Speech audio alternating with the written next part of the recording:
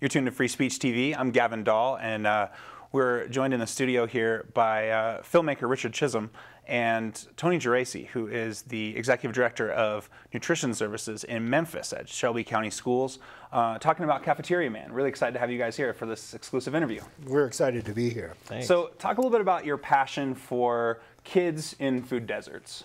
Well, I think that providing access to children, especially kids that live in food deserts, levels the field in terms of opportunity and education. I think it's unrealistic to have an expectation that teachers are going to deliver lesson plans to kids that are jacked up on sugar or hungry. Richard, you're a Peabody Emmy Award winner, long list of credits from PBS to Discovery to National Geographic and HBO, but you're also a resident of Baltimore. So what was the reaction like when Tony first came to town and sort of was, you know, talking about changing things? So my producer friend Sheila Kincaid and my editor friend David Grosback and I were all living in Baltimore, and we lived there, and we're filmmakers, and we saw this, we read an article about this guy coming to town to change this, you know, immense problem, and we thought it would be an interesting story, but we personally weren't that optimistic about it because, you know, as a cameraman, I've worked on documentaries about Baltimore's pathologies. I worked on Homicide and The Wire as a cameraman, but I've worked on documentaries about drug addiction and teen pregnancy and all these things. And so to have this kind of spiritual idealism come in and say things are going to change in Baltimore, you know, I was kind of like mystified by it and attracted to it because it's a positive story about the town, you know, I live in. So, you know, it was an exciting thing, and just to meet Tony and to like get on board with what he's doing and start following him around was a privilege. Well, and so you have kind of a rebellious background. Obviously, you're a motorcycle guy, as we see in the film. But how did that help or hurt things in terms of some of the barriers in terms of making change? I think it helps in that I'm not intimidated easily, and I'm also, you know, the eternal optimist. You know, my glass is half full right now, but I'm sure one of your crew is going to come in and fill it up in a second. But you know, I grew up above a nightclub on Bourbon Street, so my reference points are pretty skewed to begin with. And I was a single parent, raised 3 kids, and the school district that I raised my kids in came to me and said, look, you know, you're a chef and a businessman and a food guy, and we don't want to be a chicken nugget factory anymore. Help us. And I thought that this would be an opportunity for me as a parent. It was selfish motivation that I would have the same schedule as my kids, same vacations, holidays, all that. And I thought, school lunch, how hard could it be? Well, as it turns out, this is the hardest industry that I ever worked in my life. It is the most regulated industry, and there are so many factions that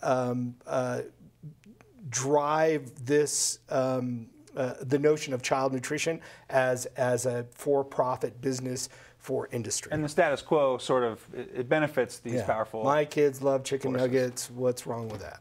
But, you know, we see the impact in this footage. You know, it's real interesting from the first graders out at the farm all the way through to the older kids, you know, in the full chef regalia.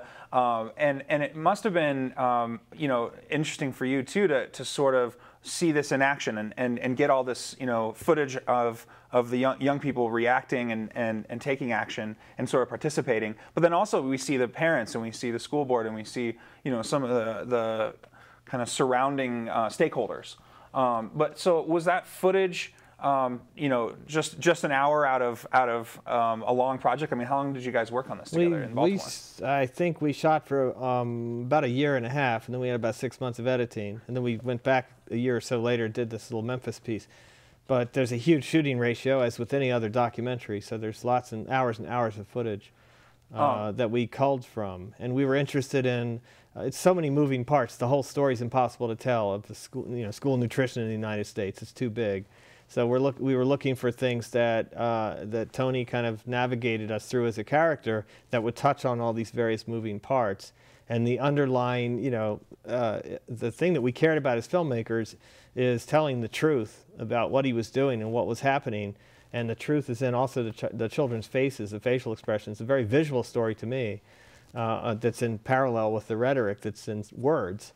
But the idea is to make a film that actually would inspire people rather than just sort of turning them off or making them feel like it's hopeless. Because it does look hopeless at first glance. Well, and you could have done an expose on all the things that went wrong. But it was so exciting to see the kind of the hope and the intensity in people's eyes. And it's also, you're kind of pulling away the shrouds on a sort of a secret that people in America don't want to talk about, which is food insecurity. And I mean, we know that that's the case in Baltimore because of pop culture. But this is a much more widespread problem than people are really willing to acknowledge. Yeah, absolutely. This is a national problem, and it's beyond that. Look, when we grew up, when Richard and I grew up, so polio was a big deal, right?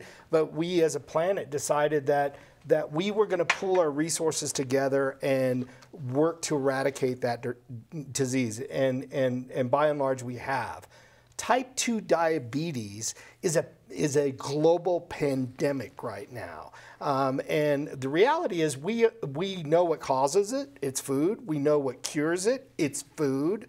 But there are too many vested interests in perpetuating it. The type 2 diabetes as an industry is a multi-billion-dollar industry.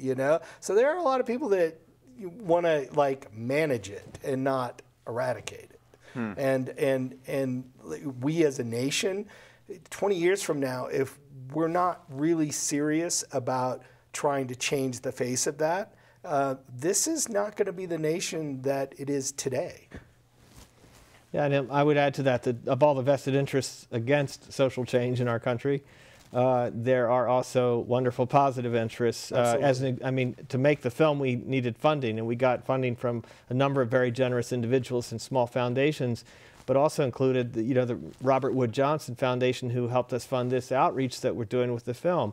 And so there's big interests that also help solve these problems, thankfully. So we're not just swimming upstream against an impossible tide. And I think that's the story. The story is about hope. The story is about change, and the story is really about these kids, or a group of kids that decided, you know what, enough is enough, and we're going to do something to change it, and kind of following these kids as they became food activists, and watching them go to Washington. Look, that was the first time in American history that a group of kids got to testify before Congress about a law that directly affected them, okay? So it was like living through a real Schoolhouse Rock episode, and seeing them and those moments as they sort of had their own epiphanies about that power and that voice and their ability to change things. Blew me away. It was amazing. And certainly there's a perception of school lunches as being sort of uninspiring and everybody has their bad food lunch stories. The reality is there are a lot of really positive changes going on, around the country in child nutrition programs, because we're at a place where our kids aren't doing well in school, and I suspect a lot of it has to do with their inability to pay attention because they don't have appropriate nutrition. And the focus now has been shifting less about school lunch as a program, and now school lunch as a readiness vehicle. For wellness. Right. And so before we get to Memphis, which is exciting, I want to ask a little bit about the kind of the legacy left behind in Baltimore. For example, this idea of the farm that we see in the footage is not only about an educational tool for the kids, but also seeded gardens now at dozens of schools in the district, right? Yeah. So the guy that's driving that is this amazing gentleman, Greg Strella, and we were talking about how I met him. I was interviewing a bunch of farmers, so I had this notion. I had this property, and I needed an actual farmer to get it off the ground. So I had all these people interviewing for a job, and all these farmers were, the soil, This was land in Baltimore that you got to take control of. but there was this kid in the back of the room, and he was a kid. He was like 25, 26 maybe. Yeah, art student. Recent art student graduate. He was an artist. He wasn't a farmer, right? And he kept raising his hand and saying, well, how does that connect to the kid, and how does the kid get involved, and how is the kid going to benefit from that? And I had my own little epiphany and said, you're my farmer. And he was the first hire in a public school as a dedicated farmer food educator, and it's really been Greg's drive that has made that place explode. It's a national model. People come from all over the country and all over the world to see it, and it's it's like one of my children. Well, there's a couple of big firsts then in this story, and so then talk about Memphis. I mean, this was a new position for you in the past couple of years, so what's sort of the centerpiece of this new project? This 217,000 square foot central kitchen. It is like, as a chef, it is my Barbie dream kitchen. It's like this giant place. But I was hired originally as a consultant to help them with the Breakfast in the Classroom program. That's a thing that I had pioneered in Baltimore, and they were in between food service directors, and they showed me around, and they brought me to this building. And there's this amazing kitchen, but they're not using it as a kitchen. They're using it as a giant warehouse. And they started talking to me about, well, would you consider? And hell yes, but we've gone back to scratch cooking there, and we use real ingredients, and we're sourcing locally, and we're doing contract cropping with local farmers. Like last Thanksgiving, for our Thanksgiving dinner, we served greens as part of our meal, but all of those greens were grown on abandoned city lots in Memphis by a handful of farmers, and when I serve like greens for one serving for one meal, that's 60,000 pounds of greens. So it is a big deal, and it's changing the way we're doing things. We're about to launch a universal free child nutrition program. Yeah, I want to ask you about that. I mean, this is feeding minds here. I mean, this is a kind of getting past stigma, getting past the separate but equal that we can find in the South, or probably across the country, really. But I mean, this is a big deal. Yeah. So, and again, the idea is about like getting to the core of education, right? It's time to learn, it's time to eat, it's time to play, and it should never be about those are the free kids and those are the paid kids. And like I go to schools all the time where I see groups of children that don't eat lunch, and even though they qualify for a meal, and even though they can go through the line and get the meal, to be outed by their peers as that free kid is devastating. I mean, high school kids especially are social creatures, and it's hard to watch.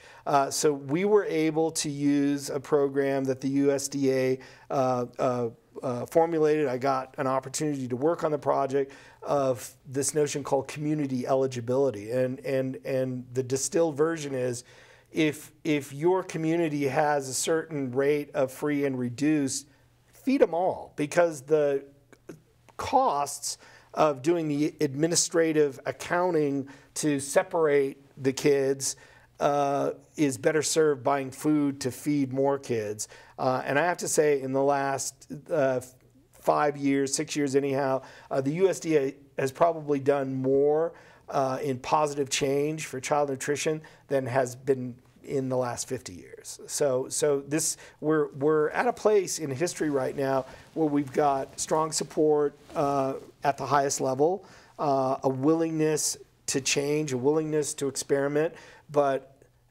people are desperately crying for those leaders and those innovators to step up and start doing this stuff. And so, in the last minute here, what do you want to see people do? We want Free Speech TV's audience to take action, right? I mean, I think we're on the same page. We want people who see the film to be inspired to want to be like Tony, Because really, if you think about it, and you might be just a parent or a principal or a teacher, but to emulate a success story of somebody who was able to interrupt patterns and move something forward that just looked impossible, to me, it's very possible. And the film has been shown around the country at community screenings, and everybody has the same reaction. They, instead of talking to me about the film, they turn to each other and they say, how can we do this locally? And it's a different story in every city, Baltimore and Memphis. It's not one size fits all. Every place is different, but there are things you can do to live your life a different way, no matter who you are, to make things better. And for me as a filmmaker, it's a great opportunity to actually participate in a national conversation about something that needs to change. I mean, what could be better for us, you know? Yeah, and I think just the power of change and the power of hope. I mean, people, like, we live in an incredible country, despite all of our issues and problems. But we have an opportunity as a nation to change the way we do things that will make us, you know, a better nation, a better people. And I'm excited by that prospect. Filmmaker Richard Chisholm and the one and only Tony Geraci here on Free Speech TV. Thanks so much for joining us. Thank you. Thank you.